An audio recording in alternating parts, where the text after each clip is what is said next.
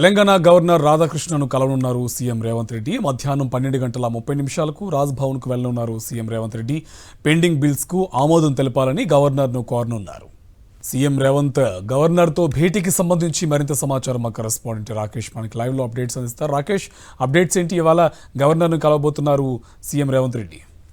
12:30కు రాజ్భవన్కు CM Revanth Reddy వెళ్ళబోతున్నారు. ముఖ్యంగా ప్రభుత్వం రూపొందించిన కొన్ని బిల్స్కు సంబంధించి ఇంకా పెండింగ్లో ఉన్నాయి. వాటి విషయానికి సంబంధించి గవర్నర్తో చర్చించబోతున్నారు. వాటికి ఆమోదం తెలపాలని కోరే అవకాశం ఉంది. లేని పక్షంలో ఆర్డినెన్స్ రూపంలో ఆ బిల్స్ను ఆమోదించే విధంగా ప్రభుత్వం కసరత్తు చేసే అవకాశం కనిపిస్తుంది. దీంతోపాటు మనకు ప్రభుత్వం నుంచి గవర్నర్ కోటాలో ఇద్దరిని ఎమ్మెల్సీగా గతంలో క్యాబినెట్ సిఫారసు చేసింది గవర్నర్కి. అయినప్పటికీ దాన్ని గతంలో ఉన్న గవర్నర్ తమిళసై సౌందరరాజన్ దాన్ని కొట్టివేయడంతో ఆ తర్వాత కోర్టుకు వెళ్ళింది. ప్రస్తుతం మళ్ళీ గవర్నర్ దగ్గర ఫైల్ ఉండడంతో దాన్ని క్లియర్ చేయమని కోరే అవకాశం కనిపిస్తూ ఉంది. చాలా నుంచి పెండింగ్లో ఉన్న నేపథ్యంలో ఈ రెండు ఎమ్మెల్సీ స్థానాలకు సంబంధించి వీలైనంత తొందరగా కూడా దానికి ఆమోదం తెలపమని కోరే అవకాశం కనిపిస్తూ ఉంది. దీంతోపాటు ఇప్పటికే అసెంబ్లీతో పాటు కౌన్సిల్ను ప్రోరోగ్ చేయడం జరిగింది. దానికి సంబంధించి కూడా డిస్కస్ చేసే అవకాశం ఉంది.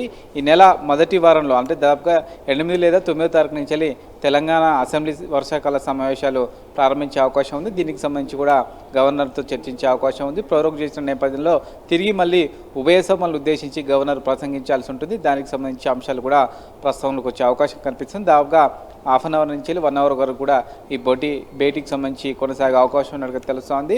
ప్రభుత్వానికి సంబంధించిన కీలక బిల్లుల విషయంలో ఈ భేటీ యొక్క ప్రాధాన్యత పెరిగిందని చెప్పుకోవచ్చు. అండ్ దట్టు రాకేష్, ఇవాళ నీటికి సంబంధించి కూడా అక్కడ రాజ్భవన్ దగ్గర ఉధృతంగా ఉన్న పరిస్థితుల్లో రేవంత్ రెడ్డి వెళ్ళడం, అండ్ దట్టు అక్కడ ఎటువంటి కూడా ఇంతవరకు ఈ గవర్నమెంట్ ఈ నీటిపై ఎటువంటి కామెంట్ కూడా చేయకపోవడం, ప్రజెంట్ కాస్త టెన్షన్ వాతావరణం అక్కడ ఉంది కదా, దానికి సంబంధించి అప్డేట్స్ ఏంటి? ఖచ్చితంగా అయితే కాంగ్రెస్ అనుబంధ విద్యార్థి సంఘాలు ఈ నిరసన వ్యక్తం చేస్తున్న నేపథ్యంలో సీఎం రేవంత్ రెడ్డి కూడా వాళ్ళ పార్టీకి సంబంధించిన నేత కాబట్టి ఎటువంటి ఇబ్బందికరమైన పరిస్థితులు ఉండే అవకాశం లేదు.